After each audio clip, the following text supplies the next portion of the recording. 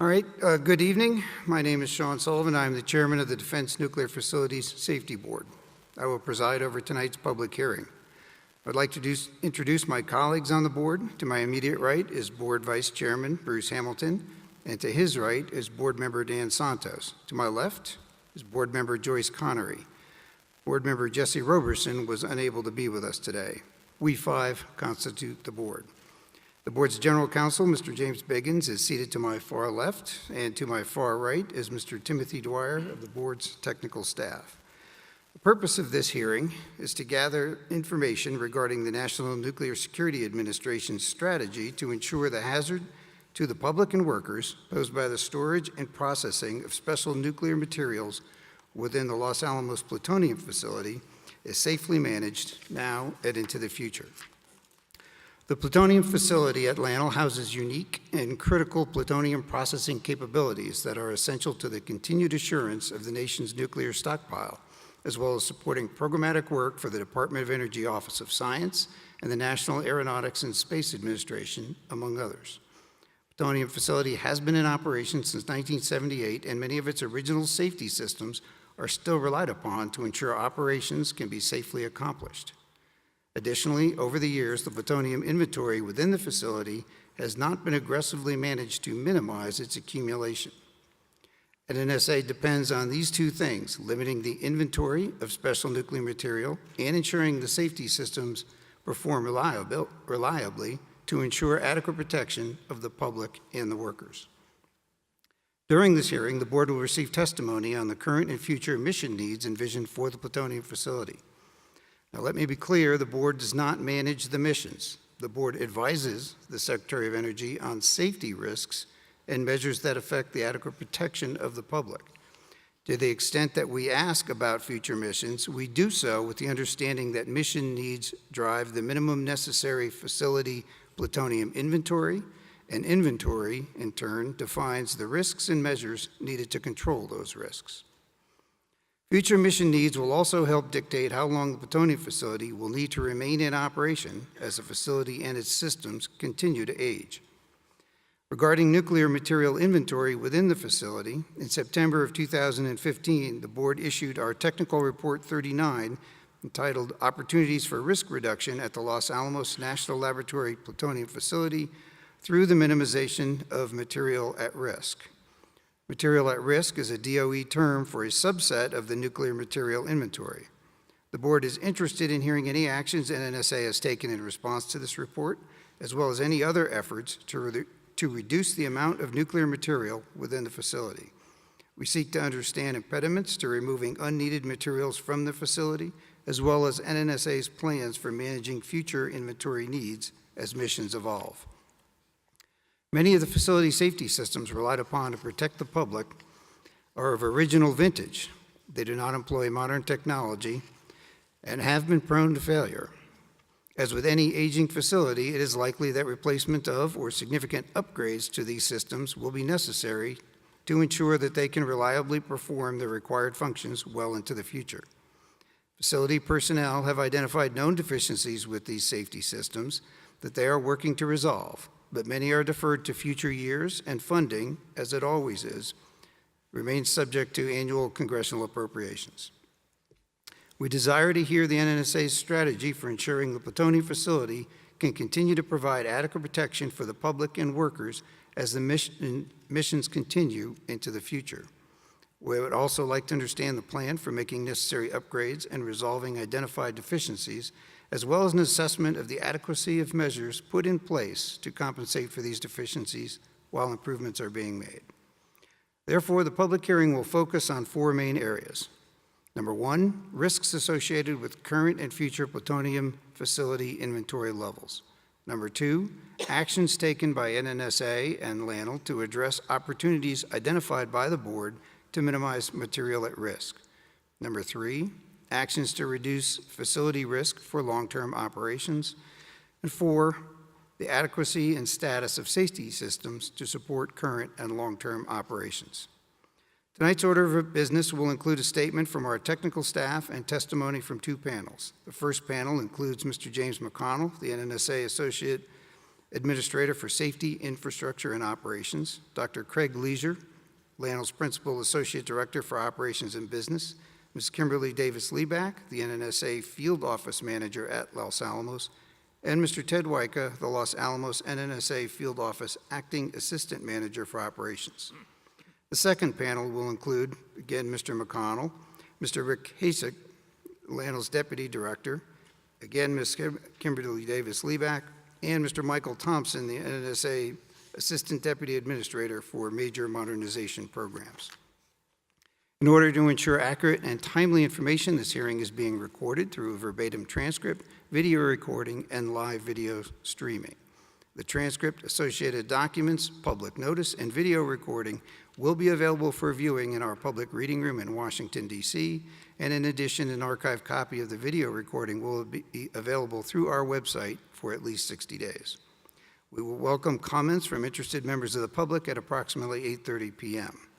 A list of those speakers who have contacted us in advance is posted at the entrance to this room, and we have generally listed speakers in the order in which they have contacted us, or if possible, when they wished to speak. I will call the speakers in this order and ask the speakers to state their name and organization, if any, at the beginning of their presentation. There's also a table at the entrance to this room with a sign-up sheet for members of the public who wish to provide comment but did not have an opportunity to notify us ahead of time. They will follow those who have already registered with us in the order in which they have signed up.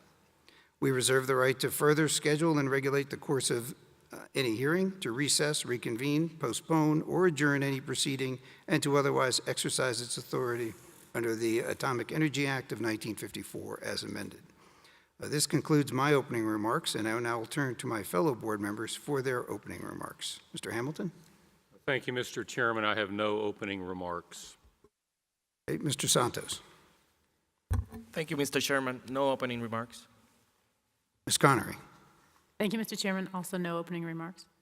Okay, that was fast. This concludes the board's opening remarks. All right, we now have an opening statement from the DNFSB staff. Speaking for the staff is Mr. Timothy Dwyer, the DNFSB lead for nuclear weapons programs. Mr. Dwyer. Thank you, Mr. Chairman and board members. I appreciate this opportunity to outline our understanding of the safety posture of the plutonium facility at LANL. The purpose of my statement tonight is to provide background information in order to assist the public in understanding tonight's proceedings. A handout listing acronyms and definitions and another describing the effects of radiation, as used in my remarks, are labeled Exhibits 1 and 2 and are available at the entrance to this conference room. The plutonium facility is a hazard category 2 nuclear facility that began operation in 1978. This facility plays a crucial role in the processing of plutonium for the Department of Energy, or DOE.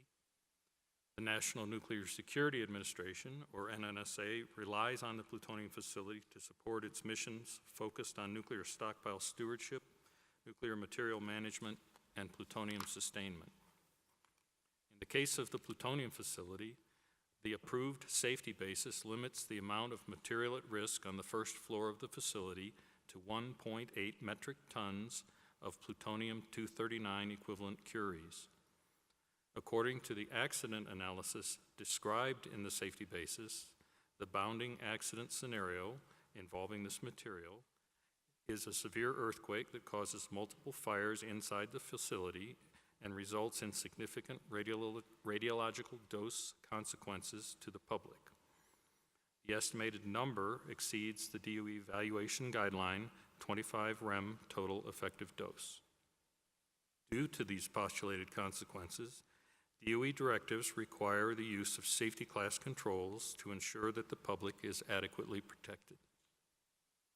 As a general rule, NNSA has two courses of action they can pursue, either alone or in combination, to improve the safety posture and reduce the risk at the plutonium facility. One involves reducing the quantity of material at risk in the facility.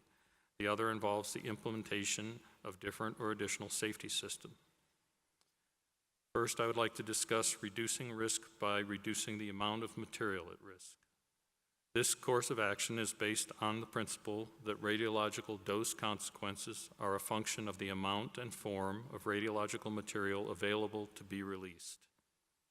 The more radiological material housed in a facility that can be impacted by an accident, the greater the potential consequences to the public from the accident. In fact, DOE directives state that minimizing the hazardous material inventory should be the first priority when establishing a facility's control strategy. Ideally, the nuclear material inventory should be maintained at the minimum level necessary to support mission requirements.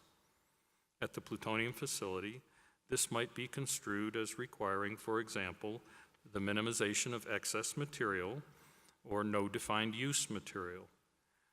I should note that DOE uses the term defined use for material identified as supporting mission requirements or being held for future programmatic use. Any material not actively being used or not being held for future programmatic use is categorized as no defined use material. The board addressed this principle in Technical Report 39, as mentioned by the chairman. In this technical report, which is available on the board's website, the board identified several opportunities to reduce risk at the plutonium facility, including accelerating the execution of the material recycle and recovery program, reducing residents' time of materials on the first floor that haven't been used in recent programmatic activities, and increasing the utilization of certified storage containers. To date, NNSA has made improvements in response to Technical Report 39. NNSA reduced material at risk by moving some material to more robust locations, improved records, increased the use of approved certified containers, which limit the amount of material that can be released during an accident. Further, NNSA took action to understand which containers currently in use could be credited to mitigate the release of material during an accident.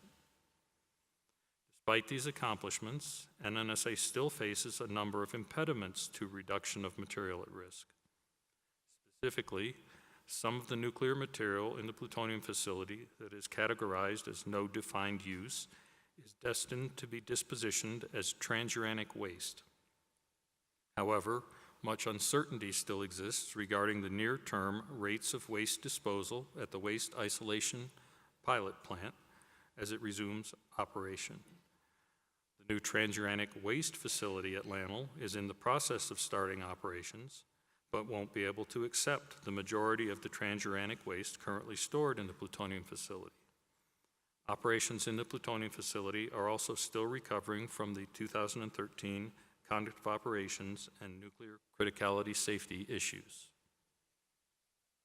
Now turn to the second method for improving the safety posture of the plutonium facility, the implementation of different or additional pedigreed safety systems. DOE nuclear facilities rely on engineered features to prevent accidents and mitigate radioactive or hazardous material exposure to the public. DOE directives detail a process for developing an appropriate control strategy, including identifying all hazards, understanding the risk to the public due to these hazards, and selecting engineered and administrative controls to minimize the risk.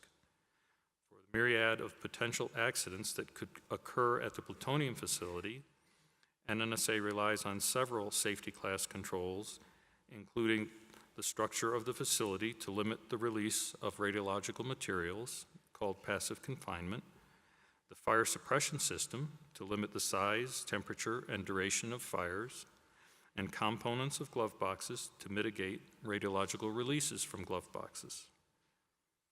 The safety basis for the plutonium facility also identifies deficiencies in these safety systems that may prevent them from performing their intended function during an accident. To address these deficiencies, the safety basis identifies compensatory measures for the short term and planned improvements to restore the system's full functionality for the long term. In addition to the identified deficiencies, as noted by the chairman, many of the safety systems in the plutonium facility date from the 1970s and contain original components. These safety systems are nearing the end of life, are suffering from decreased reliability and require replacement parts that may no longer be manufactured. For example, over the past year, one of the 2 diesel fire water pumps has failed multiple times, resulting in the inability of the plutonium facility to support full operation.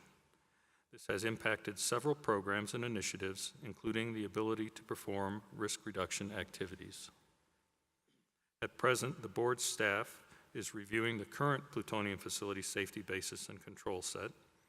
The board staff has also been following closely many of the concerns highlighted in my remarks, as well as the actions NNSA has taken to address them. Subject to any questions from the board, this concludes my statement.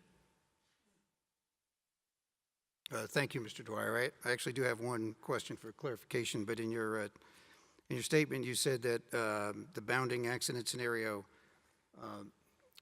which is the earthquake, shows that postulated exposures to the public are above the DOE evaluation guideline, which requires safety class controls.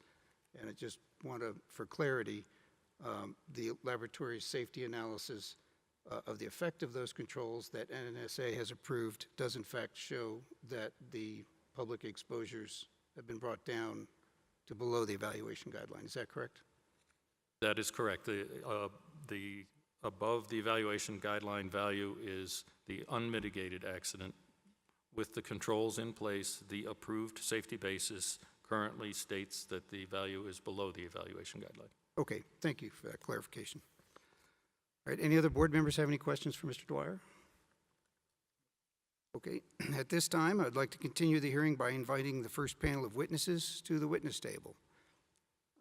If you would come up again for the public, we are having appear before us Mr. James McConnell, the Associate Administrator for Safety, Infrastructure, and Operations for the National Nuclear Security Administration, Dr. Craig Leisure, Principal Associate Director for Operations and Business for the Los Alamos National Laboratory, Ms. Kimberly Davis Lieback, the Los Alamos Field Office Manager for the National Nuclear Security Administration, and Mr. Ted Wyka, the Los Alamos Field Office Acting Assistant Manager for Operations for the National Nuclear Security Administration.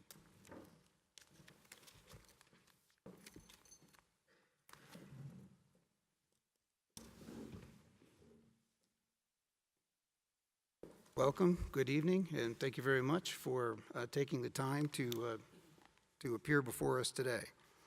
So we've set aside time for opening statements by the panelists, and understand we will have a statement from Ms. Lieback, and then she will be followed by a statement by Mr. McConnell. So, Ms. Lieback. Thank you. Thank you, Mr. Chairman, members of the board. I appreciate the opportunity to be here this evening to discuss the safety improvements and risk reduction in the plutonium facility at the Los Alamos National Laboratory. I will address actions that the NNSA has already taken or is planning to take to address reduction in the plutonium inventories associated with nuclear material at risk, or MAR, as well as initiatives to improve safety and worker protection. PF4 provides multidisciplinary activities essential for defense programs, nuclear stockpile stewardship, plutonium-238 heat source fabrication for space power supplies, non-proliferation, special nuclear material storage, and nuclear material disposition.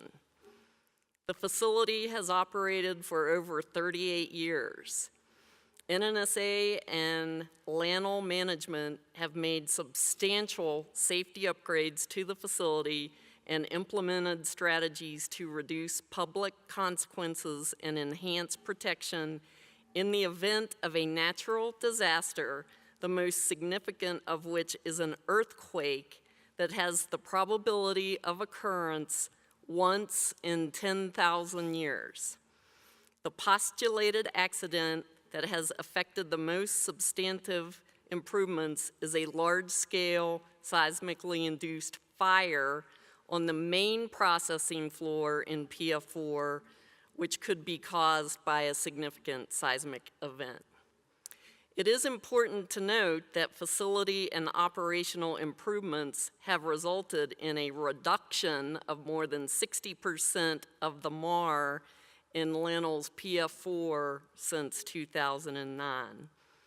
MAR reduction within PF4 has been achieved using multiple concurrent strategies, including the shipment of radiological nuclear material off-site, disposing of legacy plutonium residues, storage of plutonium materials in robust certified containers, and storage of nuclear material in multiple means such as containers, a vault, and fire-rated containers. In 2015, the Defense Nuclear Facilities Safety Board issued a tech report, Tech 39, that summarizes further opportunities to reduce the MAR in PF4. Recent progress has focused on the inventories located on the PF4 main floor operating area, prioritizing nuclear material located outside of glove boxes in containers in storage and high MAR locations inside of glove boxes. MAR reduction activities at LANL require careful consideration and planning, since packaging legacy plutonium inventories in more robust containers can generate a radiation dose to a plutonium worker. The pace of MAR reduction is influenced by our implementation of the ALARA principle to keep radiation exposure as low as reasonably achievable. Further progress in MAR reduction has been impacted by both the limited ability to generate and dispose of transuranic waste due to the current availability of Area G on site and the waste isolation pilot plant over the last 3 years, and the fact that our new transuranic waste facility is not yet in service, and ongoing efforts to resume all operations in PF4 following an operational pause that was declared in 2013. Although the MAR varies with the programmatic workload, TA55 is required to remain below the MAR limits described in the documented safety analysis. These limits ensure safety, but minimizing MAR is a prudent objective to minimizing risk exposure. The considerations for reducing both relating and to potential future missions. For example, Los Alamos has by Congress to establish the capability to make up to 30 war reserve pits per year by the year 2026 and be able to demonstrate a capability up to 80 pits per year around the year of 2030. While such a large increase in pit production will necessarily result in a net increase in MAR at PF4, NNSA and LANL are working to minimize the impact of such an increase. In the longer term, modular additions to PF4 have been proposed by Los Alamos as a means to reduce the operational risk profile and expand programmatic operations, with several different configurations being evaluated as part of an analysis of alternatives. I would like to talk for a moment now about NNSA's strategy to ensure the efficacy of PF4's safety structures, systems, and components for the current and future mission needs at LANL. We are making headway in addressing operational and infrastructure challenges in the plutonium facility. Earlier this year, the Defense Nuclear Facilities Safety Board closed Recommendation 2009-2, LANL Plutonium Facility Seismic Safety, as DOE has made and continues to make upgrades to improve PF4's ability to withstand the evaluation basis seismic hazard. Analysis from NNSA and LANL shows that the facility was safe prior to the DNFSB recommendation and upgrades. For example, the seismic hazards analysis in the approved documented safety analysis showed that the deflection of the roof of the PF4 during a design basis earthquake and the building remained in a safe condition. There were components within the building that needed strengthening, and that work was completed as a priority in 13 months. And each year, additional components have been strengthened. NNSA and LANL maintain the safety basis for PF4 with appropriate controls to assure adequate protection of the public, workers, and the environment. As a result of the board's recommendation 2009-2, we made a number of additional seismic improvements to the facility. The facility's ability to withstand a postulated seismic event now exceeds DOE's requirements for existing buildings. The board indicated in its January 3rd, 2017 letter closing recommendation 2009-2 that the question remains regarding the suitability of PF4 for long-term operations. NNSA recognizes the need to look ahead and maintain safe operations to ensure reasonable assurance of adequate protection to the worker, public, and environment. NNSA has overseen more than 90 seismic upgrades to the structural components and safety systems. Each of these upgrades enhances the overall safety posture of the facility. The current safety basis reflects a complete analysis of all operations that could be affected by a seismic event. I would also observe that the PF4 ventilation system is robust, reliable, and has redundancy. However, it is aging. As part of the overall strategy to make safety improvements at PF4, we have completed several projects that enhance the operability of the ventilation system. These projects are documented in the TA55 project execution strategy from December 2016. They include structural upgrades, anchorage of electrical equipment to meet higher seismic loads, and anchorage of duct work to meet these seismic loads. All of the fiscal year 17 scope identified in the project execution strategy is funded and being executed. NNSA continues to work improvements as recapitalization modifications. So in summary, we continue to make design, operating, and facility improvements to maintain the nation's only operational plutonium facility of this kind. Since 2009, there has been a 60% MAR reduction in the facility. Current operational restrictions exist which limit the amount of material in various operations performed in the facility.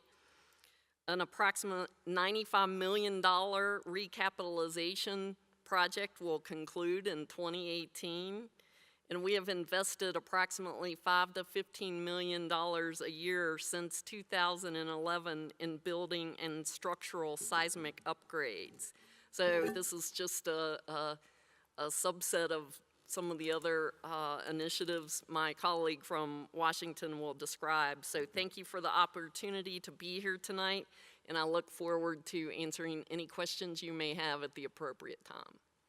Thank you, Ms. Liebeck. Mr. McConnell? Thank you, Mr. Chairman, members of the board. The safety and security of the workforce, our facilities, and the public remain our top priority, and I appreciate the opportunity to come here tonight and talk with you about the actions we're taking to improve safety. I'll speak briefly about the headquarters element actions that the National Nuclear Security Administration is taking to address risk reduction at the plutonium facility at Los Alamos, and with your permission, I'll submit my full testimony for the record.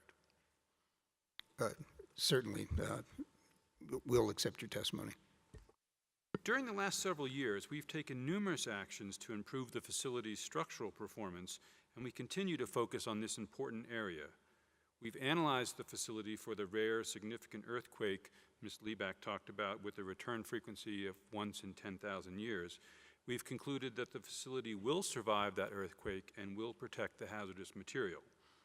However, the design of the facility, driven by the building codes that were in place at the time of construction, result in a relatively small margin to failure in that kind of an event. We've been making structural improvements to increase this margin. For example, we've added a drag strut to the roof of the facility, and we are currently actively wrapping columns and roof girders with carbon-reinforced plastic. At the same time, we're continuing with ever more sophisticated analysis of key elements of the facility where the margin of safety may be smallest. We're currently working towards a nonlinear dynamic analysis of the building's behavior in response to a seismic event. This analysis is in addition to a linear dynamic analysis and a static nonlinear analysis, which have already been completed. The purpose of the additional analysis is to use the most advanced methods to ensure key elements of the facility, such as the behavior of the column capitals, are well understood. While we anticipate that the additional analysis will confirm the appropriateness of recent seismic upgrades, it may also highlight the need for additional upgrades to the facility. In addition to the work focused on structural analysis and improvements, NNSA has several major construction projects underway or planned to improve the safety and capabilities of PF4, the plutonium facility, as well as the safety of overall plutonium operations at Los Alamos. These major projects include the TA3 substation replacement project, the TA55 reinvestment projects, parts 2 and 3, the radioactive liquid waste treatment facility, the transuranic liquid waste treatment facility, the transuranic waste facility, which is a solid waste facility, and the chemistry and metallurgy research replacement project. Combined, these projects represent an investment of approximately $3 billion to improve the reliability and safety of plutonium operations at Los Alamos. In addition, over the last 4 years, NNSA has invested approximately $350 million in maintenance and smaller projects at Los Alamos to improve safety and infrastructure. NNSA is planning to spend an additional $95 million in the coming year. Examples of these smaller projects include such things as criticality safety infrastructure upgrades, ventilation and confinement system upgrades, fire water loop component replacement, and firewall upgrades. In addition to the direct infrastructure improvements, we at headquarters are also helping with the safety basis approval process. We've provided subject matter experts and personnel with significant experience in the review of accident analysis to support the field office in this area. There have been a number of upgrades and changes to the facility basis that are being pursued in direct regard to the infrastructure work that is underway. The headquarters support has enabled the field office to improve its focus on local oversight priorities. Overall, thank you very much for your opportunity to address these matters. We share the commitment to executing vital national security missions safely. We understand the significance of the plutonium facility in the current planning for stockpile stewardship, and we're committed to ensuring a robust capability remains safe and viable as long as the plutonium facility is required to complete that mission. Thank you very much. Thank you, Mr. McConnell. And if any other panelists have any written testimony, we'll certainly be willing to accept that for the record. At this time, the board members will ask questions of the panel members. The other questions are generally be directed at one of the panelists, but any other panelist may seek recognition to either respond in place of the panel member that was called upon or to supplement the answer given by the panel member that was called on. And so at this time, I'd like to start by asking a question of Mr. McConnell. And I'd simply like you to ask, for purposes of the public that's here, if you could expound a little bit on some of the missions. I believe Ms. Levack mentioned several of the missions that are performed in the building. But if you could expound on some of the programs that are conducted inside the plutonium facility and how any of these might change as with the plutonium strategy as you've discussed. Thank you. An excellent question. First off, as you heard, the plutonium facility supports a wide number of missions, but not all those missions have the same amount of impact or same amount of space or material at risk. So I would say there are 4 main missions, main programs that are supported by the plutonium facility. The first of which is the pit production mission that's just starting to ramp up. That is the activity required to make plutonium pits in accordance with direction from the Nuclear Weapons Council or national strategy. The second program is to do surveillance of existing pits. So surveillance is an activity where we do quality checks of the pits that have previously been made, either at Los Alamos or at Rocky Flats before that, to ensure that those pits still remain adequate and appropriate for our use in the stockpile. The third major program is the ARES program, which is part of the non-proliferation effort overall to process surplus pits to a material form that can be used for subsequent activities. The fourth major program that I would highlight is what we call MR&R, Material Recycling and Recovery. It's the program that takes the material that is produced during the other production work at Los Alamos at PF4 and processes it into a state where we can either recover the material to be put back into the system to be used again for the other programs, or to render the material into a safe and stable form if it were, for example, to be discarded as waste. Again, there's a lot of mission space for NASA and for other customers, and the facility is, we must remember, a research and development facility, but those are the 4 that primarily drive the work. Thank you. So you mentioned pit production. Can you expound on what national direction NNSA actually does have with respect to pit production in the future? Sure. So our pit production is actually defined for us both by Congress and then also through the Nuclear Weapons Council, which is a council comprised of senior officials from the Department of Defense and our Undersecretary of the National Nuclear Security Administration.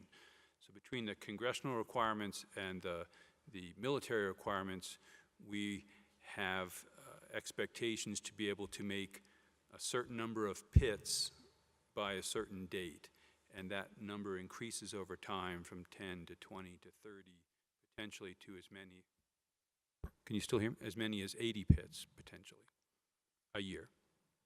Right, and the time frame you're talking about is sometime over the next decade. Is that correct? Or more. I mean, over the next decade to get to those lower numbers, potentially to get to the very high numbers in the 10 to 15 year period. Okay, and you mentioned the ARES mission. Is that tied at all to the MOX facility, which I understand may or may not actually be completed? Correct. So the ARES is a process. It's a process that takes surplus pits, renders them more chemically inert, more in a more stable form, that then we can use that material presumptively for mixed oxide fuel if that's what the national program demands, and if not, whatever other disposition or storage expectations are provided to us to safely dispose of surplus pits that are no longer required. Right, and does NNSA have a time frame for how long they could say that the plutonium facility will need to remain in operation? Not right now. So this is our single hazard category 2, security category 1 plutonium facility in the NNSA enterprise. There is no other facility in the enterprise with this capability, with this level of security and safety. And while we are currently in the middle of doing an analysis, we call it an analysis of alternatives, to look at our plutonium system as a whole, the current plutonium facility PF4 has no defined end of life. Until we come up with some explicit plan differently, we intend to continue to operate PF4. Okay, can you speak to any of the alternatives that you're analyzing? So the process for analysis of alternatives is to very openly, very comprehensively identify all of the potential solutions to a mission need. Our mission need is to sustain the nation's ability to manage plutonium and produce products, materials out of plutonium, potentially specifically pits. So that's the mission need, and then we look at all the different ways that mission need could be satisfied. It could be satisfied through the existing facilities here at Los Alamos. It could be satisfied by adding new facilities at Los Alamos, by having a mix of existing and new facilities at Los Alamos, or it could be satisfied by adding capabilities or leveraging existing capabilities elsewhere in the country, at other sites where plutonium is already present or has been used. And so all those options are explicitly part of our analysis of alternatives. It's premature right now to describe in more detail those individual options, because that's the work of this team that's going on right now. We hope to have those results this summer, late this summer, to inform a more specific answer to what we intend to do in the near future. All right, so it's safe to say that analysis is ongoing, but national leadership hasn't made any decisions yet. Would that be a true statement? Right. This is the work that informs the leadership to make those decisions. Okay, thank you. And are there any, so you talked about the programs, you talked about this being the nation's only hazard category 2 facility for doing plutonium programs. But do all of these programs require a hazard category 2 facility? Could any of them be moved to any of the other So the unique thing non-hazard about category 2 the facilities? plutonium facility at Los Alamos is that it's both hazard category 2 and security category 1.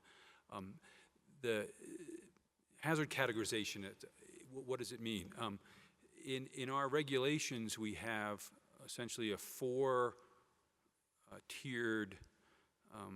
system for deciding how significant a facility is in terms of its material and its hazards. Hazard category 1 is generally reactors, large reactors. Hazard category 2 is the next level of risk or hazard. Hazard category 3 is below that, and then we have something that's called below hazard category 3, which is the 4th category. Because the amount of plutonium that analytically drives a facility to be designated hazard category 2 is relatively low, many plutonium facilities are hazard category 2, but there's a wide variety of work that can or can't be done. For example, the plutonium facility at Lawrence Livermore National Laboratory is hazard category 2, but it is not allowed to have the kinds of materials that put it into a higher security posture that is here at PF4. So there are, and we even have some disposition sites that have hazard category 2 plutonium facilities. The most useful opportunities are to find forms or types of work that we can do with plutonium parts such that the form and the containment of those parts preclude their being at risk in the accidents that we talked about, the material at risk. So if we can confine the plutonium into a very robust container, then we can put it into a lower hazard category facility, or even a facility that's below hazard category 3. We do that to the best of our ability, but the kinds of work that we need to do at the plutonium facility, which involves things like casting of plutonium, melting and casting of plutonium, or machining of plutonium, doesn't avail itself to those kinds of controls. And so that work will always need to be done in a hazard category 2 facility. All right, thank you. Okay, I am done with my initial set of questions, and now I'm going to turn it over to Mr. Santos. Thank you, Mr. Chairman. According to the published hearing agenda, one of the objectives for this first session is to understand the current safety systems credited in the safety basis for the plutonium facility and their functions related to protection of the public and workers from hazards.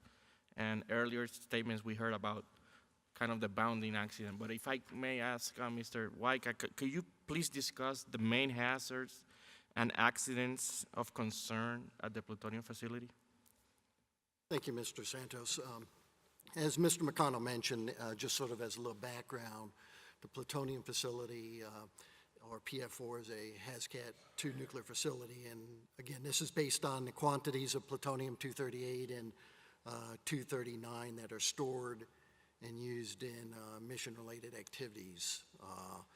Also, before getting into some of the accidents, adding on to sort of the key PF4 operations, that does include the nuclear material processing-related activities, such as the pyrochemical dissolutions, the separations, as well as the purification processes. Also includes nuclear material handling, movement, storage, and transportation activities, as well as nuclear forensics activities and waste management operations for both chemical and radiological materials, as well as it includes facility utilities and activities to support all of the missions and operations, or accident analysis bounds all of those type of operations.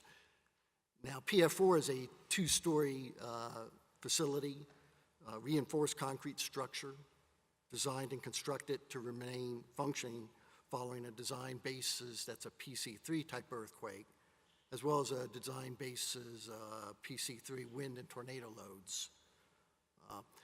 In this analysis, approximately 70 separate process hazard analyses and other hazard analyses were prepared to specifically identify and evaluate the range of operations and activities that are conducted at PF4. The hazard analysis resulted in identification of really three broad hazard areas. One is nuclear hazards associated with the direct and indirect exposure to radioactive materials as a result of operations in PF4. Also chemical and toxicological hazards associated with materials used in support of operations in PF4. And the third general area or broad area is really the non-industrial and other hazards from energy sources associated with activities, processes, and operations at PF4. Now, the general controls sort of fall into three areas, and they provide defense in depth. One are the barriers. This is to uncontrolled hazardous material releases. The second control is preventive systems to protect those barriers, as well as systems to mitigate uncontrolled hazardous material release when the barriers fell. Now, the more serious accident scenarios probably fall into about 5 different areas, and that's a loss of confinement events occurring from normal operations, such as spills, container drops, and external and internal events, natural events. The second main category are probably the fires in the facility process operations or areas, and this is from mechanical and electrical failures, ignition of combustible materials, and external and natural events, such as the seismic events resulting in a fire. The next key category is overpressurization and deflagration events, such as exothermic reactions, steam explosions, or heat-induced overpressure conditions. Then there's classification of criticality-related events in the facility process operations, as well as chemical releases, including spills or releases resulting from process equipment failures.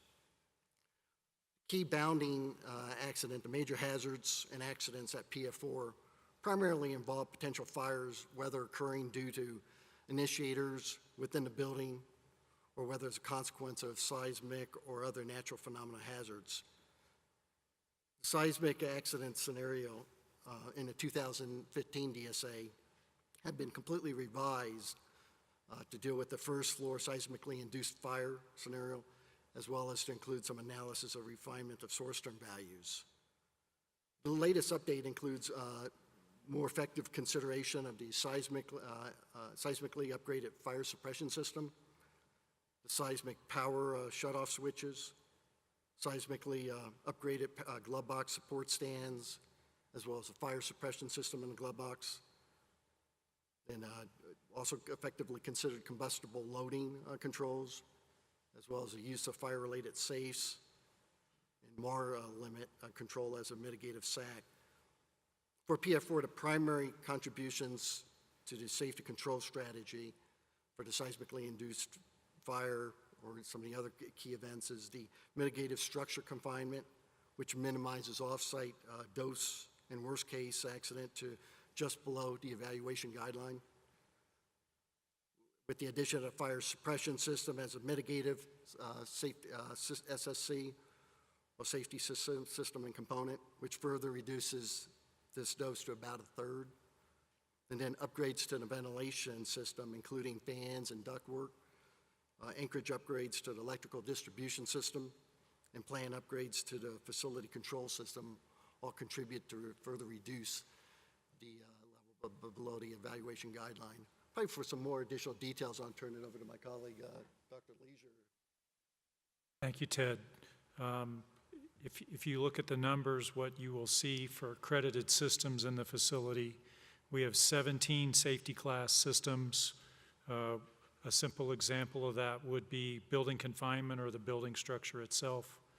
We have 38 safety significant structure systems and components. Those are things not designated as safety class, but they provide preventive or mitigative function, and they're a big contributor to our strategy, which is defense in depth. And those are determined from our safety analysis. We also have 5 administrative controls. Those are things where an administrative control is actually more effective than an engineered control. An example of that is limiting explosives in the facility.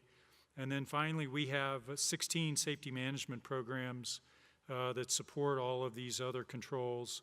Those are things like procedure training and qualification.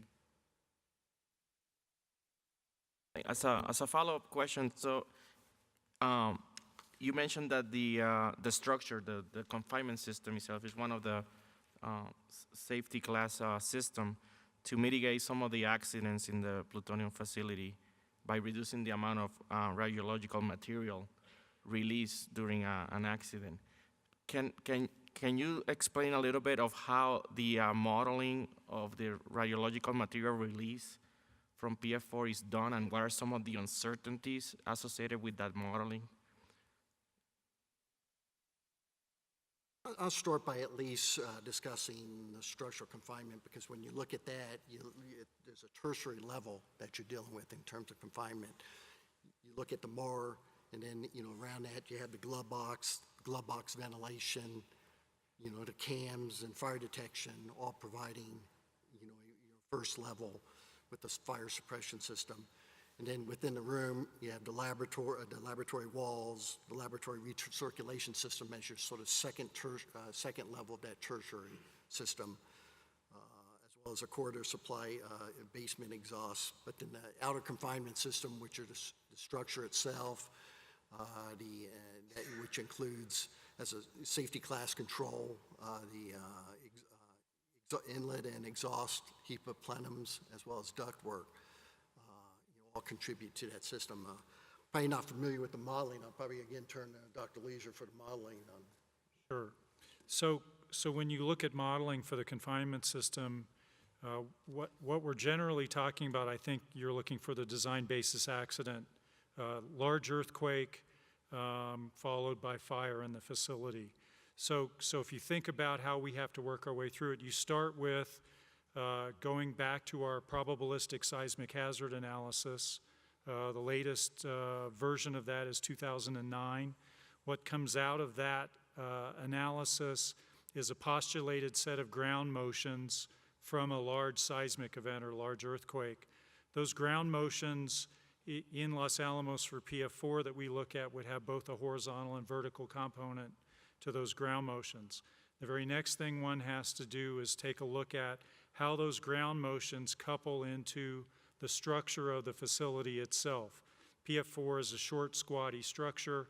It is not very tall. It's 2 stories. A large part of it is underground. And so what we have to do is, using finite element analysis, essentially model how the ground motion affects the structure itself.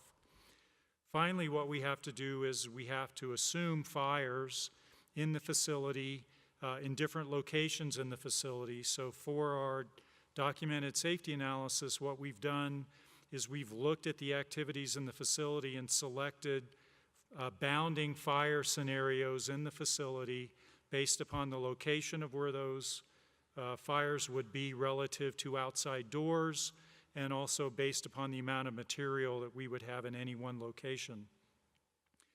From there is uncertainty associated with those fire scenarios because you have to make assumptions about the amount of heat that is generated, how long it takes for what one would consider to be a flashover event where you actually get a fire and it flashes over, because the main thing that we're trying to model is a force or a driver that would drive the nuclear material out of the building, which would then make it to where it may impact the public from wind direction. One of the other uncertainties that we look at are door openings. So for example, we assume workers are in the building when that event happens, and what we train our workers to do is, in a seismic event, evacuate the building, even if we believe the building is going to be safe, but we ask our workers to evacuate the building. They will go outside doors and go to a muster area where we account for people, but those doors may be open for a short period of time before they end up being closed.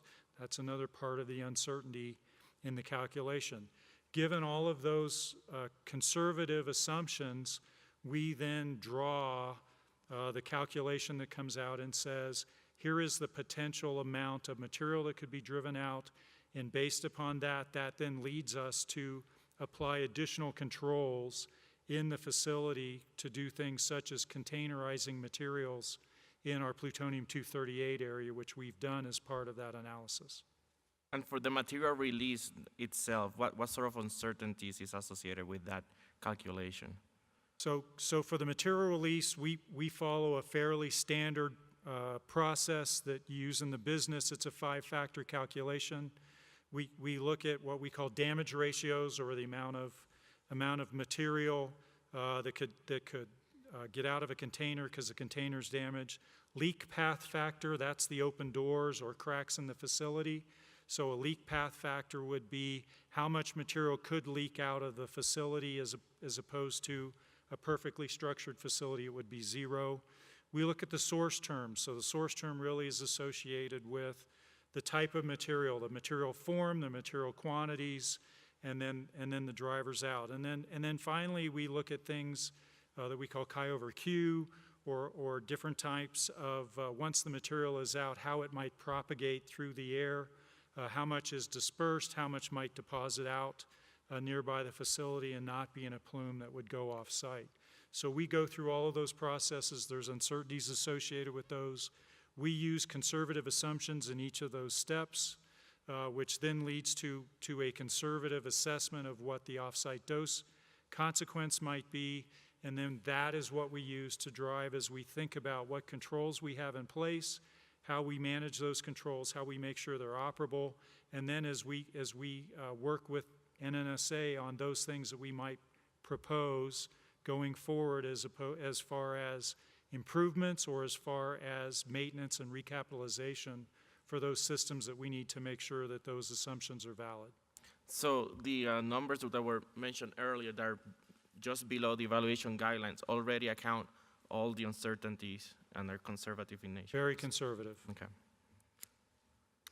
So if I might add, we referred to in our opening statement the documented safety analysis. So this is an analysis that the lab and NNSA are required to do. As Dr. Lazier said, there's several conservatisms in the analysis. And then the one incident that exceeded the DOE guidelines was the post-seismic fire. And so we've been able to select a control set that we feel gets us into a regime that's below the DOE evaluation guidelines. Some of these other hazards and accident analysis activities that we've done are below the DOE guidelines. And so when DOE or NNSA goes to approve the analysis, we're looking for that safe operating envelope to approve. The laboratory proposes the analysis to us. We do have review teams that go through the calculations and a lot of the scenarios, and then ultimately we decide whether to approve this safe operating envelope. And then as the laboratory proceeds in their day-to-day operations, any changes that they are looking to make in the facility, whether it's a test or procedure or some change in an existing process, they go back and review that activity against this documented safety analysis to make sure they are still operating within the approved realm. And in the event there is an activity that would not be within that approved realm, then we would go back and do additional analyses and see what the effect that would have on our current operating envelope. And then, once a year, the lab is required to go back and look at all the things that happened during the year and submit an annual update to the documented safety analysis. So we are able to look at this not only each year, but the lab looks at it each time they propose to make a change in the facility. One last question to Mr. McConnell. Is Pier 4 the only major HAZCAT 2 facility within NNSA that relies on passive confinement or the structure as part of the mitigating strategy for accidents? No, but most of our facilities use the structure itself as a primary confinement boundary. Virtually all that I can think of, particularly the ones that are these very stout reinforced concrete facilities. Some of them, if they're more modern and were built under a different set of design criteria, might have some of these active systems that are also credited or that we've studied well enough to believe that they would survive the most rigorous possible accident. But pretty much all the facility structures are intended to withstand the design basis seismic event. But they also have active, you said? Some of them do. Is there another one that only has passive, similar to PF4? Well, so I want to make sure we talk about PF4 correctly. Yeah. So PF4 has a series of design basis accidents that Dr. Leisure talked about. So they're everything from this post-seismic fire, right? You have to have what we call the motive force, something that forces the material out of the facility. So the seismic event in itself doesn't force the material out of the facility. It has the potential to damage the facility. The fire then creates the thermal driver that might force material out. So you have to have both of those, and you can interrupt it in more than one way. There are other design basis accidents that we analyze at PF4 for which the active confinement ventilation system is our credited control. The intention we have to have is that we have all of the bounding accidents, classes of accidents understood, and that our analysis is reasonably conservative for each of those bounding accidents. What that means is that the sum of all of our conservatisms has to be greater than the sum of all of our uncertainties, so that we are sure that we've driven ourselves to a point where even if we were wrong in all of the errors that we could be wrong in, we've done enough conservative analysis that we still have a reasonable expectation of an adequate control set. That's what Ms. Lebac approves when she signs it. So there are a whole class of design basis accidents at PF4 that don't involve this most significant earthquake. It's only in the case of the 10,000-year earthquake that we have to assume that it damages the active confinement ventilation system, and so we can't credibly rely on it. But in other scenarios, if a fire were to break out without an earthquake, that wouldn't cause the active confinement ventilation system to fail. And since we design it to be highly reliable in every scenario, unfortunately, except for the most demanding earthquake, it's still available in those cases. So we do have a passive confinement strategy that's the basis for this one design basis accident, because that's the place where we come up with a set of controls that we believe are robust enough, even given all of the uncertainties we have, to still show that mitigated, once you take credit for all of those, we are below this number, this dose consequence that we call the evaluation guideline. Thank you. Mr. Hamilton. Thank you, Dr. Leisure. I particularly appreciated your discussion of the accident analysis and how that works, and I'd like to work with you on peeling off another layer of the onion, and let's look at, examine how the process is for addressing deficiencies in safety systems.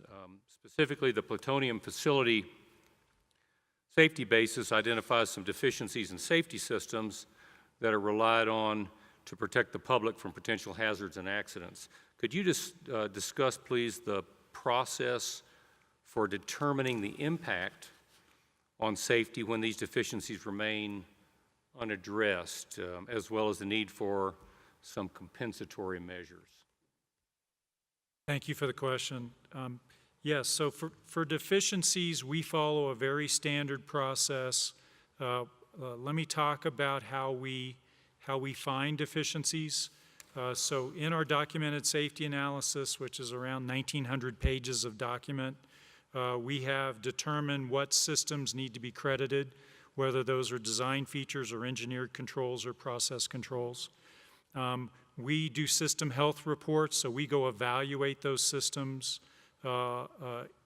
either quarterly, monthly, or yearly, depending upon what the system is. We have operability criteria. In other words, we evaluate each of those systems against the operability to make sure that they're performing the function that was intended. Where we find deficiencies, sometimes those deficiencies are things like a diesel generator that may not start up the way it is supposed to, at which point we then go into following our technical safety requirements, our TSRs. We would follow then what's called limiting conditions of operation. That is a very much an if-then kind of a process. If this, then you do that step. So those are very detailed instructions, because what we don't want are folks trying to decide what to do when we find these. It's a very structured process. So the limiting condition of operations process then leads to, in some cases, we can accept the deficiency for a period of time if it is part of a redundant system, or if other things are in place, which we would go check. For example, fire is always something we pay close attention to. Combustible loading in the facility is a control that we maintain all the time. If we go into a limiting condition of operation, in some cases, the very first thing we ask our operators to do is go check and revalidate that we're still within our combustible loading controls, the amount of things that could burn in the facility. It is very low on a daily basis, and so we would check that. From there, then we go to action statements. The action statement then would say, within some period of time, we would need to take some action. And inside that time, if the action was repair the diesel generator, if we repair the diesel generator within that action period, then we bring that diesel generator back to operation. We would verify that it's doing its job as performed, and we would then bring the facility back out of that limiting condition of operation. Let me give you a specific example that we're aware of and see how this fits into that. The plutonium facility safety basis glove boxes are required to remain standing during a moderate earthquake. And that would be a performance category 2 is the technical term, right? But not all the glove box stands meet this criteria. So how do you ensure that you have an adequate compensatory set of compensatory measures while these deficiencies are unresolved? Thank you. So let's talk about what we use glove boxes for. We use glove boxes to contain nuclear material. The example you're talking about is what I would call a moderate earthquake. One of the things that we've done as we look at the glove boxes and the glove box support stands, because that's really what we're talking about. When you have ground motion, the concern is the glove box might topple over if the glove box support stand is not credited to meet that. Again, what we're trying to stay away from is a fire-based scenario. Spills, if we have a spill of a glove box, we have defense in depth. So we have, as Jim talked about, Mr. McConnell talked about, we have active confinement ventilation that functions during that period that protects the material and the confinement of the facility that keeps the material from getting out of the building. So the concern there would be more worker kind of a hazard.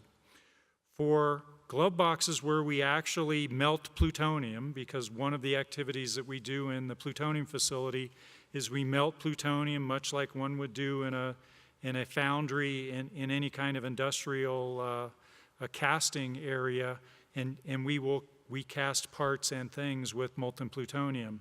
We have gone into the facility, we've evaluated which of those glove boxes would have molten plutonium potentially during that moderate earthquake, and we have upgraded all of those glove boxes to actually meet the higher level earthquake or the very rare performance category 3 or 1 in 10,000 year earthquake.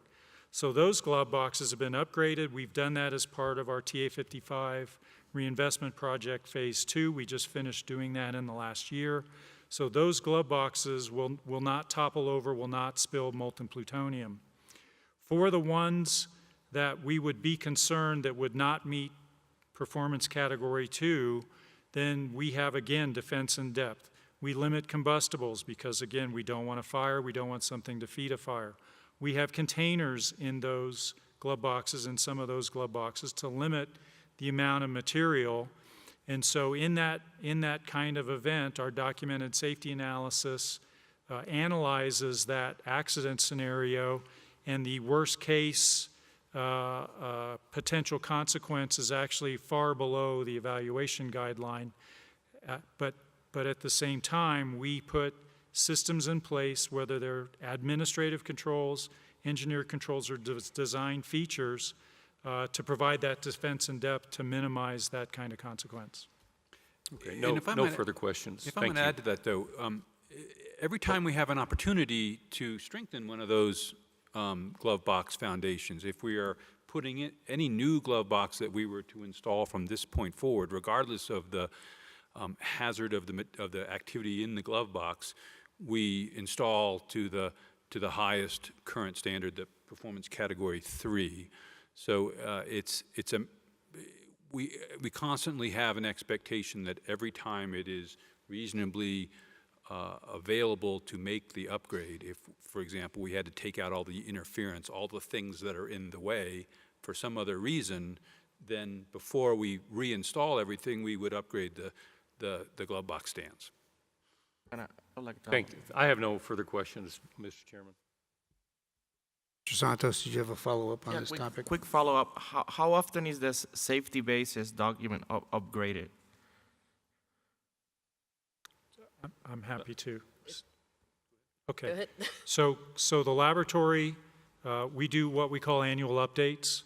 So during the 12 months preceding the annual update, we daily evaluate whether it's a new operation, a new activity, or something that's changed. We go through something called an unreviewed safety question process, which is a very rigorous process to evaluate any change in the facility, to see if there is any potential to impact any of the credited safety systems in the facility, and then we document that process. At the annual update, or every year, we will update that information into the documented safety analysis, which then may trigger some additional analysis, some hazard evaluation, accident analysis, and evaluate whether we need to update, change, or modify some controls. And we then provide that as a document to the NNSA field office. Kim's folks would then evaluate what we propose. Ultimately, Kim is the risk acceptor, so she would have to agree with what we propose as changes. So when you're taking compensatory measure of, deficiencies that have not been resolved, how is that reconciled with the next update of a safety basis? So I think what you're talking about is something called an evaluation of the safety of the situation. It's what we call a new information process. We go through and do an evaluation of new information or something we learn that there may be a deficiency or some factor that may affect accredited safety system. In that case, we evaluate what the potential impact is.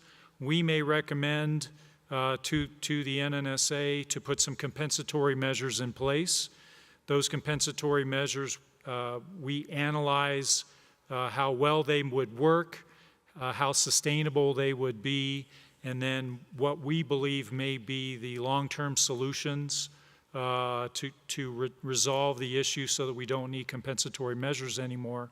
We then provide that information to the field office. They evaluate and they direct back to us what we implement to meet that new information. And Ms. Yes. Davis. I agree with Dr. Leisure, and when we have compensatory measures in place, often it's not a simple fix that we can do immediately, because we place a significance on our safety and equipment and our keeping our operating envelope intact. We may need to go out and, procure something. And these items, whether it's a piece of safety equipment or what have you, they need to be pedigreed. They need to go through a particular procurement process, and it's typically not something that's going to be readily available. So oftentimes we will need to carry the comp measure. It could be resolved with operating dollars. It could be resolved within a period that's palatable to us in the lab, or it could require a substantial investment and maybe go through what we call a line item project process, and that would be something over $5 million when we need to plan a line item project and get that through congressional approval. So in some of the cases we've talked about here today, we have this TA55 reinvestment project phase 2, which has some of it's already complete. As Dr. Leisure mentioned, we've completed the glove box stands. There was a criticality alarm panel that was part of that project that's been completed. And then we're working on uninterruptible power supply and stack monitoring and some of the other things before we close out that $97 million project in 2018. So it depends on the issue at hand on the compensatory measure, and it could be something we could fix readily. If not, then we need to go through a disciplined process to either work it out of operating dollars, or if it's more expensive, then try and get it into line item space. Thank you. No further questions. Thank you. And Ms. Connery has been waiting patiently to ask a question. Ms. Connery. Thank you. First of all, I appreciate the fact that you're all here today, and I appreciate the complicated nature of being able to deal with all of the functions that you have to do at TA55, as well as being able to deal with all these issues as they come up. So my line of questioning is a follow-on to what Mr. Hamilton, Mr. Santos were talking about, and it's directed at you, Ms. Liebeck. NNSA has to accept at certain points in time, or is willing to accept safety system deficiencies for all the reasons that you just enumerated. And I'm kind of interested in what is the process for doing that, and is there a formal process in which all of that is documented so that if you know you have to go out and procure additional equipment, for instance, that this is all in a very comprehensive and well-documented format? Yes, we certainly document it in the DSA and the documented safety analysis, so that's approved by the government, and it's the operating envelope document for the laboratory. And so when they would go to propose their annual update for the following year, they would reconcile whether it's open or closed, and if it's open, it needs to be carried forward. And we have planned operational activities that we often reference in the documented safety analysis. That can be a list of activities that we actually plan to do in the near future that could enhance some part of our operation.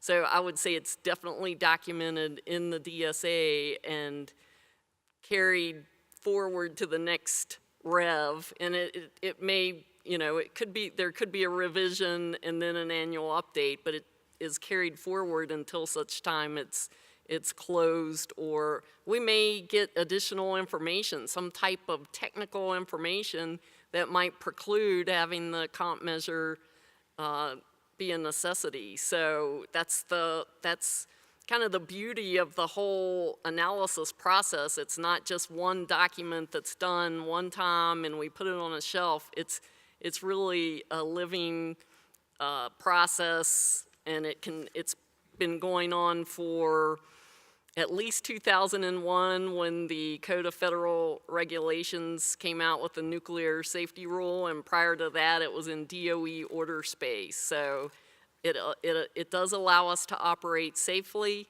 and it allows us to document areas where we need to provide additional attention, and we carry it forward. If I might, could I add to that just a little bit? Our compensatory measures really, there are lots of different ways to come up with compensatory measures, but there are two primary types. The first is an additional constraint on the hazard or the work. Since, the classic one is if we have some analytical deficiency with our criticality safety analysis, the compensatory measure is that we don't allow work in the affected area that might result in a problem because we don't have the analysis at the level of pedigree we want. So what we do is constrain the mission of the facility to be within whatever our currently accepted level of understanding is. And so that compensatory measure can just continue. Now, we would like to eventually get to to follow up on that example, get to the better analysis so that we then have the utility of the facility back.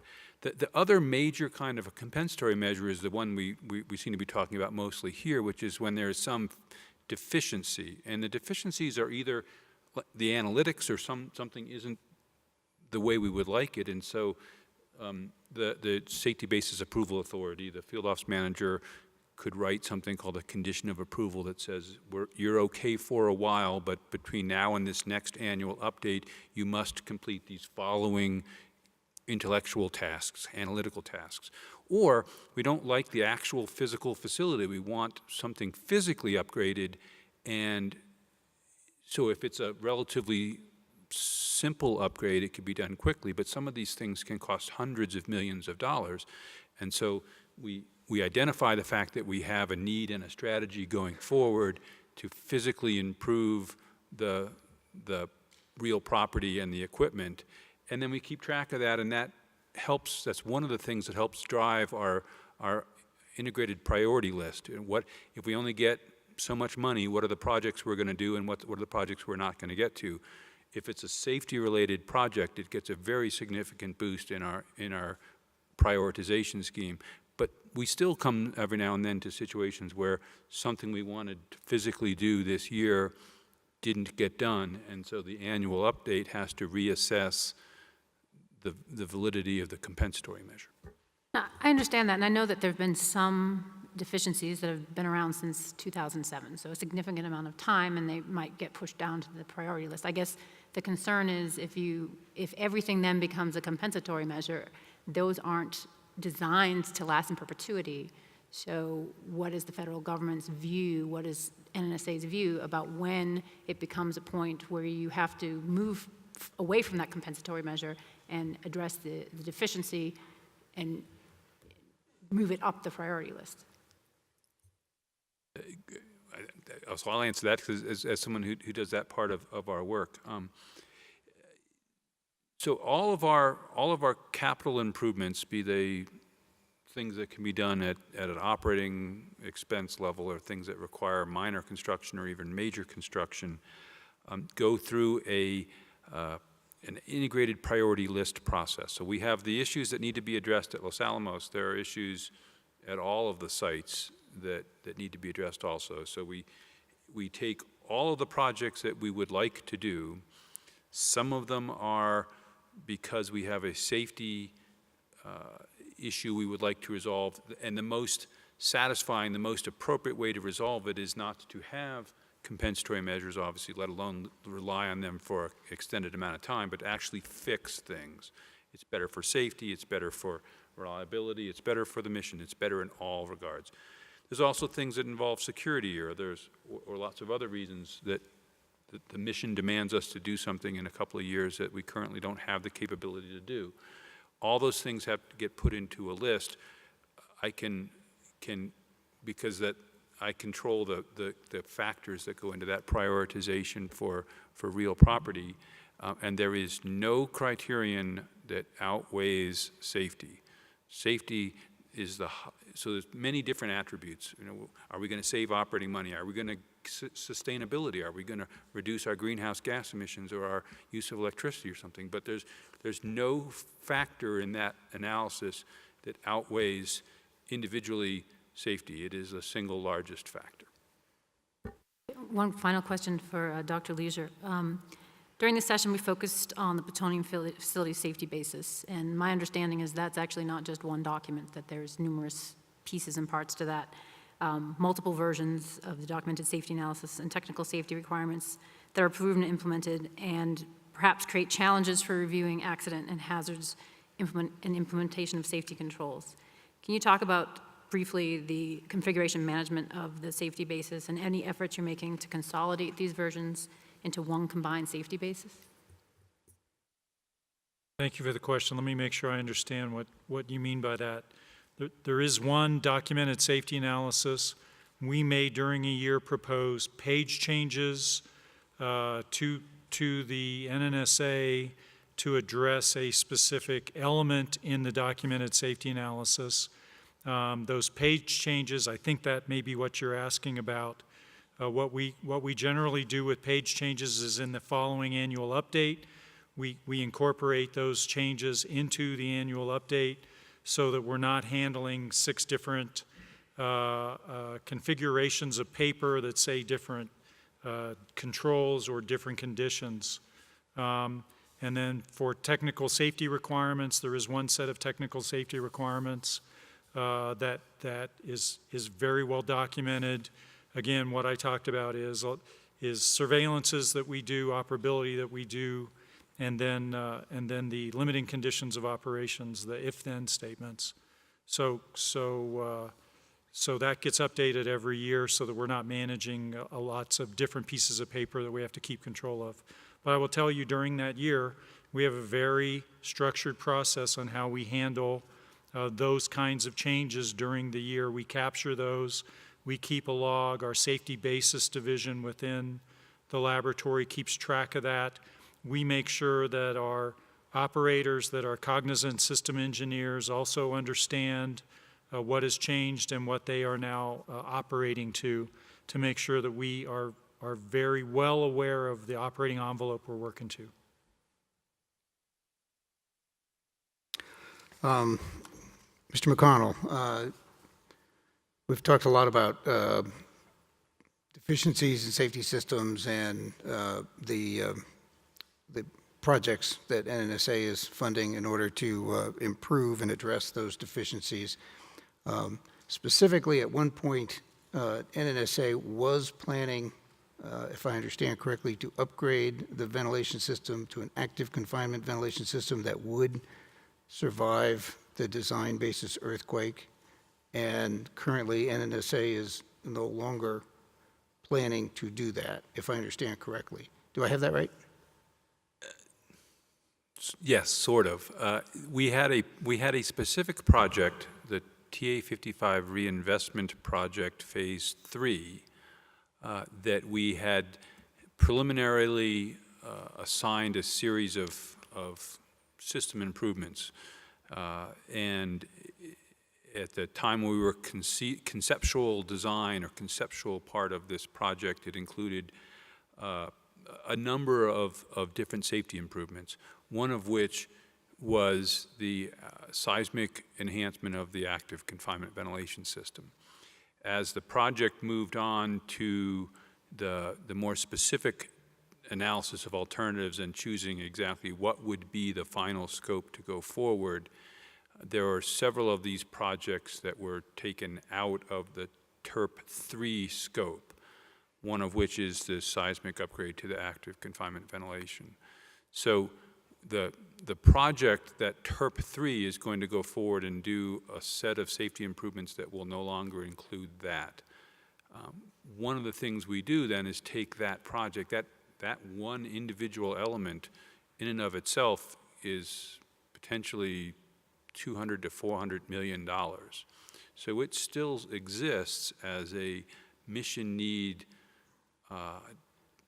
for PF4 and the plutonium facility. But as we go through this analysis of alternatives of what we're going to do with the entire plutonium strategy and all the facilities that will have a role in plutonium work, we will re-establish what are the facilities and what are the physical projects that we're going to execute in order to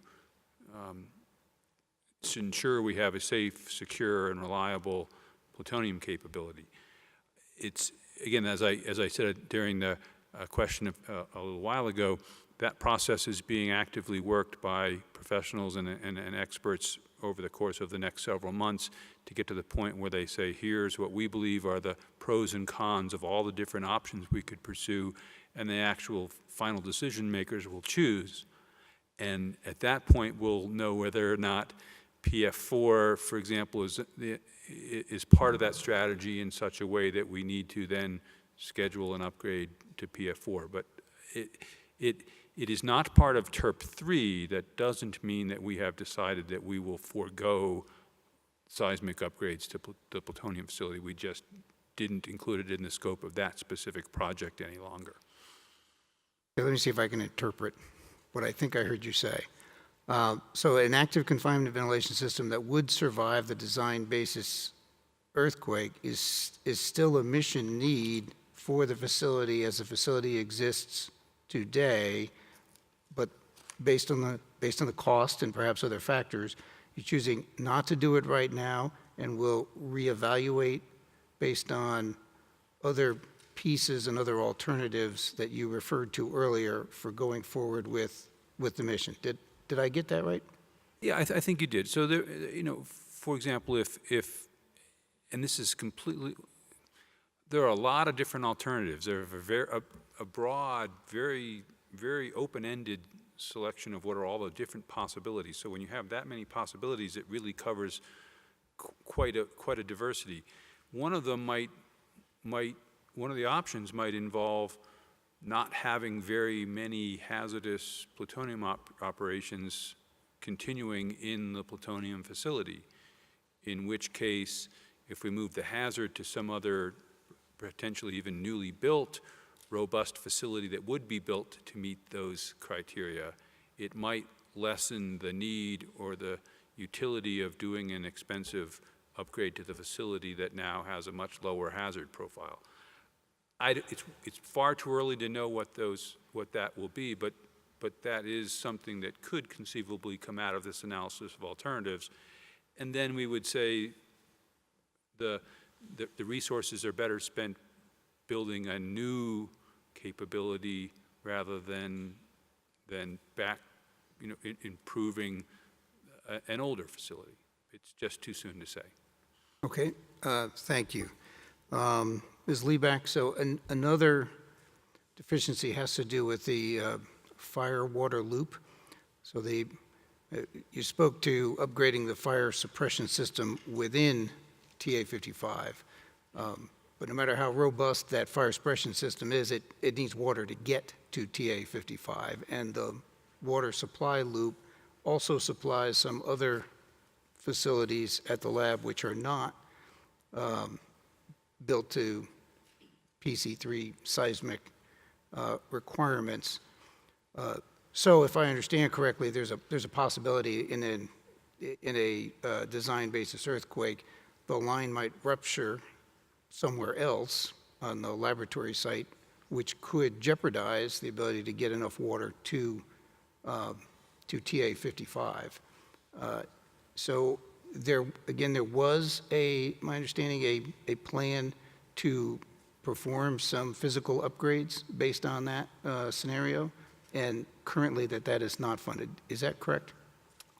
We have that scope that's been considered for the TA 55 reinvestment project phase 3.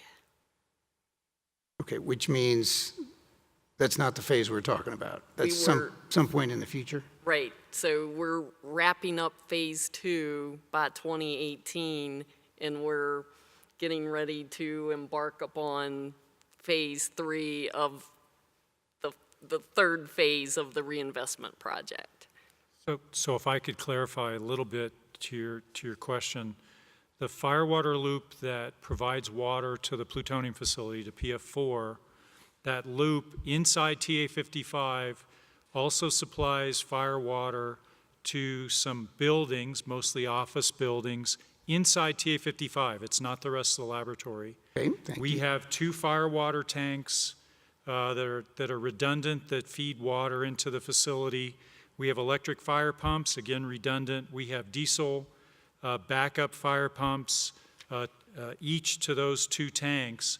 What we're talking about is if a building in a fairly large seismic event falls over and the water line breaks that would feed the fire suppression system to that building, which is perfectly good in other scenarios, our administrative control that we do today is we have isolation valves to each of those facilities, and after the earthquake that might cause those facilities to fail, we would go out and close those isolation valves, which would then allow the water to be directed into the plutonium facility at the levels and the speeds and the gallons per minute we need if there were a fire in the plutonium facility post-seismic event. What the fire water loop project would do, and I had these a few years ago, would be to bring in a different water supply. That's one of the designs. That would then be a separate water supply that would feed these non-nuclear facility buildings that might fall over in a large seismic event, so that we would better protect the redundant fire water system we have that again protects PF4 and would control any fire inside PF4 and mitigate any effect. Is this, Dr. Leisure, is this administrative control tested on a regular basis? Correct. Our operators are qualified to do that job, and we check to make sure that they know where the valves are, they know how to close the valves, and we make sure that we can do that in case that event happens. Do we actually cycle the valves? I mean, valves that aren't cycled for a long period of time tend not to work when you actually want to move them. I can go check, but I believe that's part of the operability determination. We make sure that those work. Yes, it would not be a very good thing to go up to a valve and find that it won't close when you need it to. But it's preferable to execute the third phase of Correct. the project. Correct. Okay, well, if I could ask you, then just to take for the record, a question for the record, to get back to us on the last time those were actually operated and how frequently they are supposed to be operated. Happy to. Thank you. So again, back to Mr. McConnell, we're talking about the design basis earthquake, and I understand this is a once every 10,000 year event. Nevertheless, that's the Secretary's standard, is to design to that, and I believe that's analogous to what the Nuclear Regulatory Commission requires of commercial nuclear facilities. And I'll further point out that a lot of smart people still get fooled on occasion by Mother Nature, such as in Fukushima, where the event that occurred was more than what the design basis had anticipated. So here we have a design basis accident scenario. We have an active confinement ventilation system that isn't assured of surviving that scenario. And as a submariner, if there's a fire, rule one is put the fire out. But we're relying on an administrative control to make sure we have adequate water to PF4 to actually do that. So I guess what I'm talking about here is the regulatory requirement that the Secretary places here on the laboratory in order to ensure the public is protected. Is it adequately met today? Does it rely on a promise that we will fix these things when we can? You understand my question? I think I do. And I would say that it's our collective opinion that it is adequately protected today.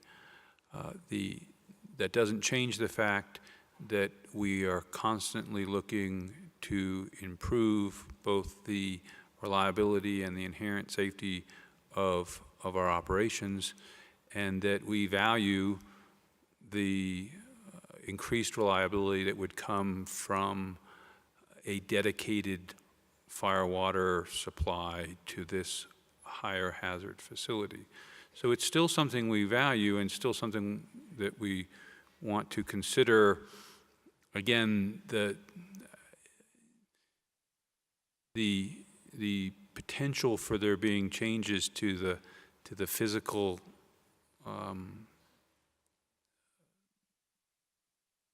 collection of facilities in and around PF4 and NTA 55 is something that's being studied right now. We believe that between the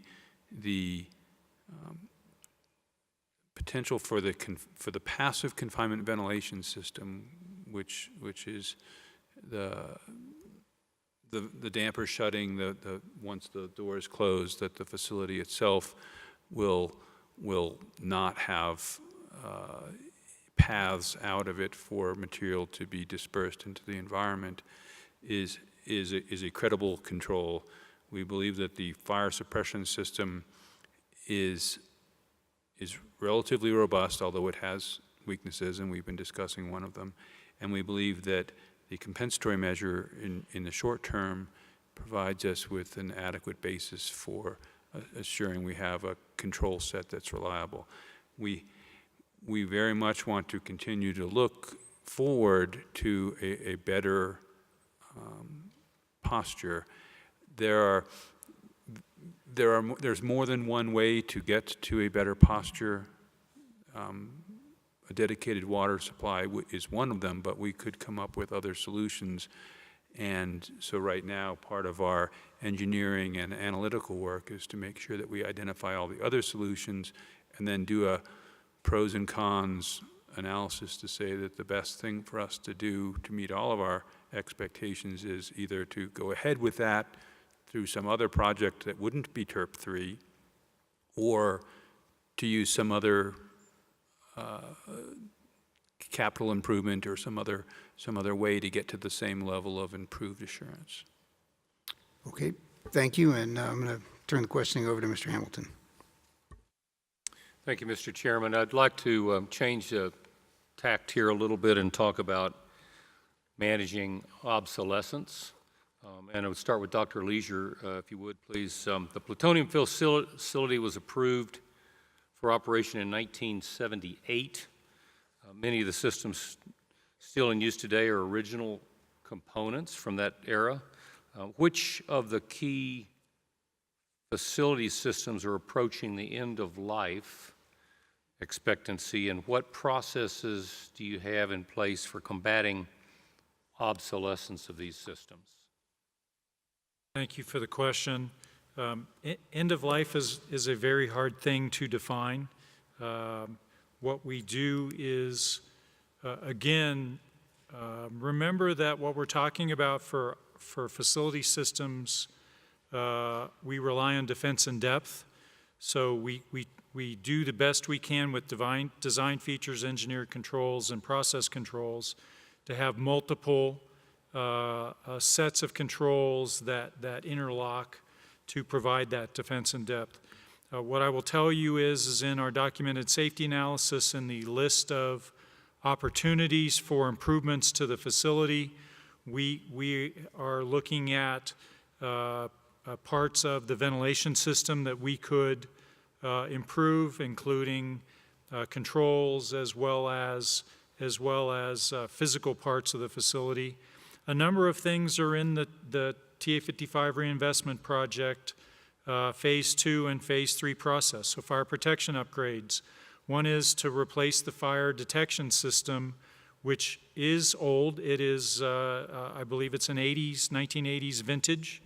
That is the activity that from the analysis of alternatives likely will be the path forward for TRP3, that project. That is a couple $100 million activity, but we recommended that to NNSA because replacing that NFPA compliant, National Fire Protection Association compliant system is a pretty important thing to do. So I think we're tackling obsolescence there. We are looking at potentially replacing our diesel backup power sources at our fire water tanks with potential diesel electric generators that would then make the electrical pumps work even without power to the facility. We are looking at glove box support stands, as Mr. McConnell talked about. Whenever we're replacing a glove box and we have to pull the support stand back to do that, we will replace those support stands, some of which may be original to the facility, with upgraded, more highly reliable kinds of systems. Our interruptible power supply system was original to the building. It is in the basement. It's hard to maintain, and so part of the last part of TRP2, or TA55 Reinvestment Project Phase 2, is to upgrade the uninterruptible power supply, which provides power to our operations center and some of our safety systems in the event of a loss of power, so that we have that those work before the diesel generators kick on.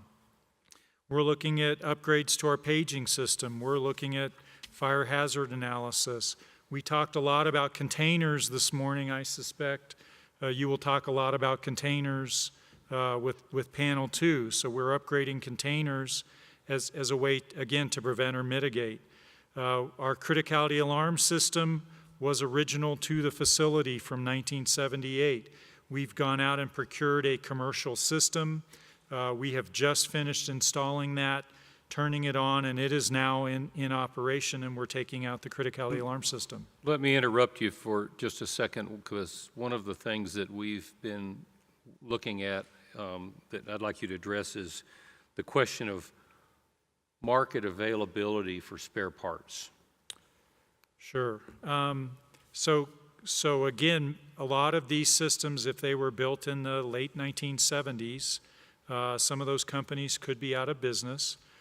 We evaluate that. We procure alternatives. We are very good at designing alternatives to old systems. We go through a whole commercial grade dedication process. As you know, the nuclear supplier industry in this country is pretty limited. And so the ability to procure something that is already nuclear qualified is fairly difficult today in today's environment. So we have a process in place that we call commercial grade dedication. We will buy a piece of commercial equipment. We will develop a plan on either testing that equipment to make sure that it meets the environment that it has to perform in and does that robustly.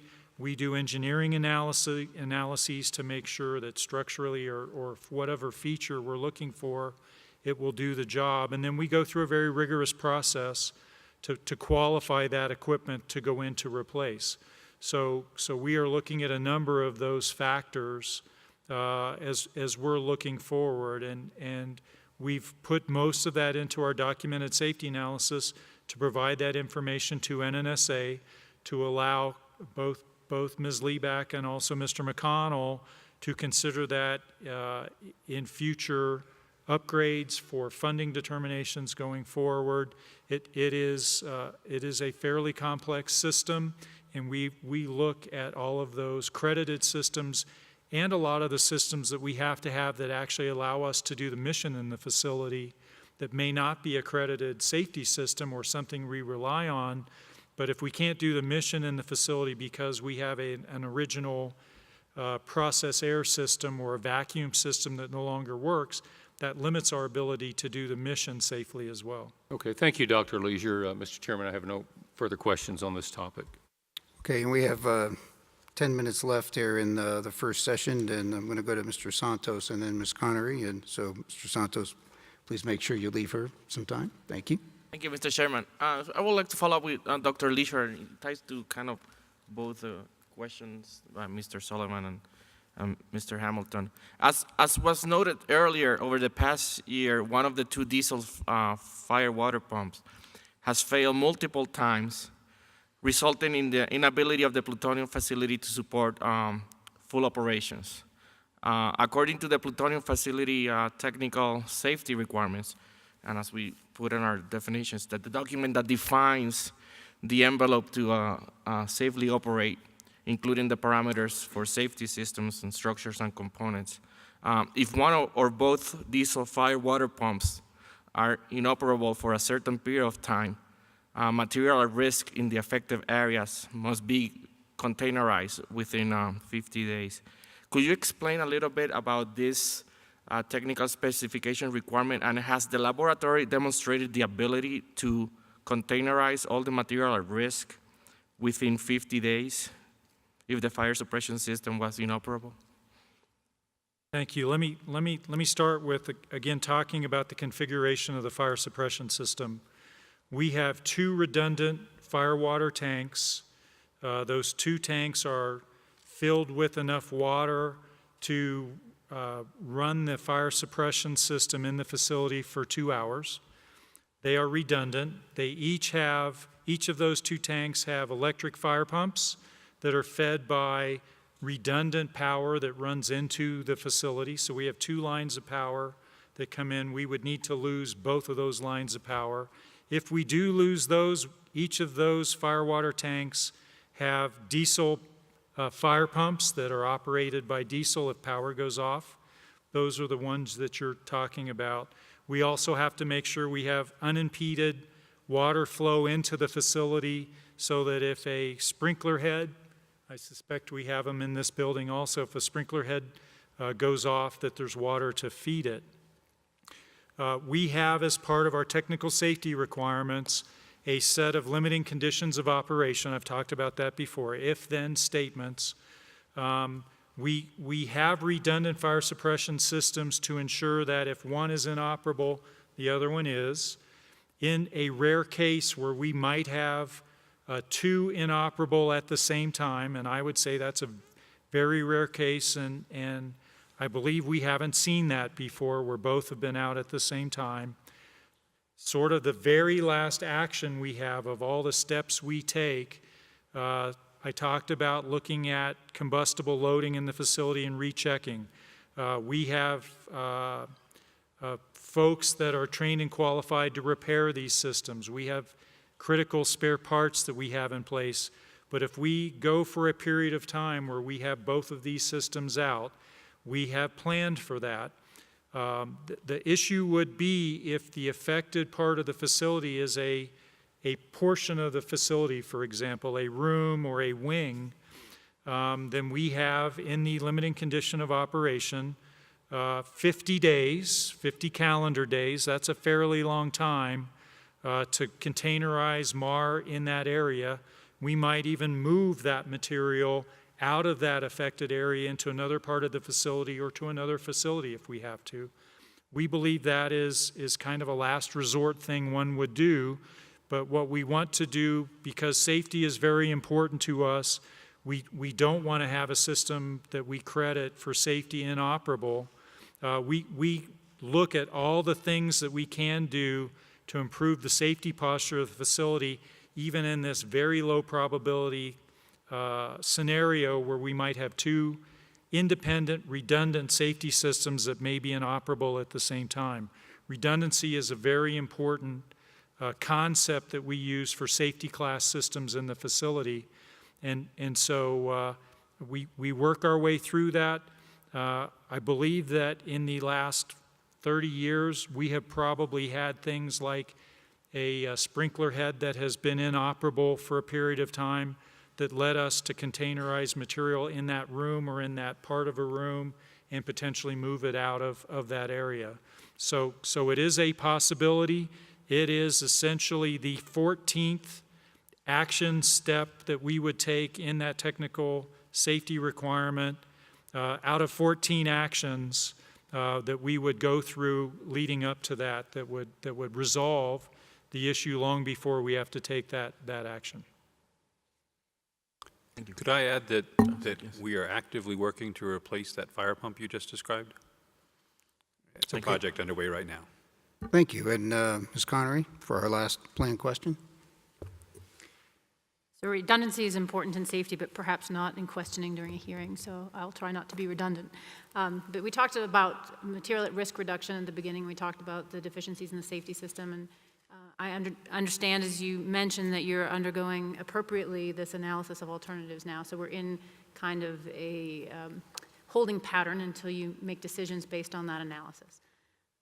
Part of that analysis has to deal with the reinvestment project and what steps you'll take, because you don't want to invest in things where money would be better spent on new facilities. So the kind of as a wrap-up question to this session, I would like to know, and perhaps this is to you, Mr. McConnell, what is the thought process with regard to the plutonium modules, and what activities would move out of PF4, if you can talk about that a little bit, and how that will help the safety systems. And then if the decision is taken not to move forward with those, what do you expect will have to be done to improve the safety system at PF4 to be able to continue operations safely?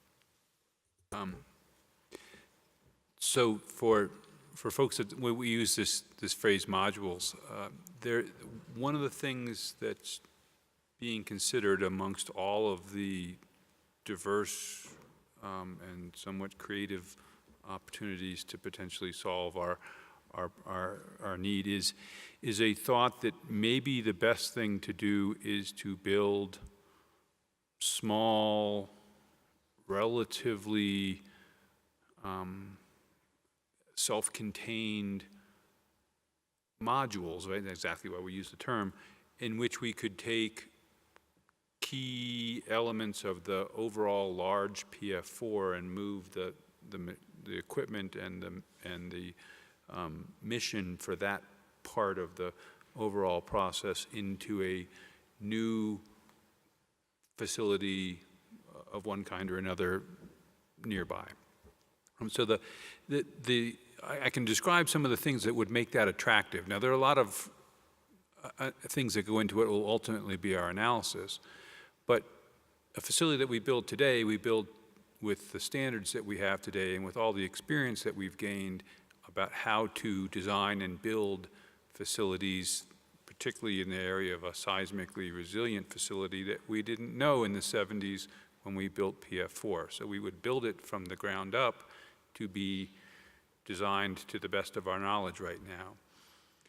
There are certain operations in the plutonium facility that Dr. Leisure talked about with glove boxes, that one of the things we want to be really careful of is making sure that if the form of the material or the type of material adds more risk than some other activity or some other form of material, we could move the higher risk things out and therefore make the overall risk of the facility, whether or not we upgraded other systems, much lower. So the attractiveness of that is that we have the potential to perhaps efficiently and effectively come up with a strategy to move higher risk activities into more modern facilities and therefore change the overall risk profile of PF4, which would then drive what upgrades to PF4 we might ultimately choose to do. So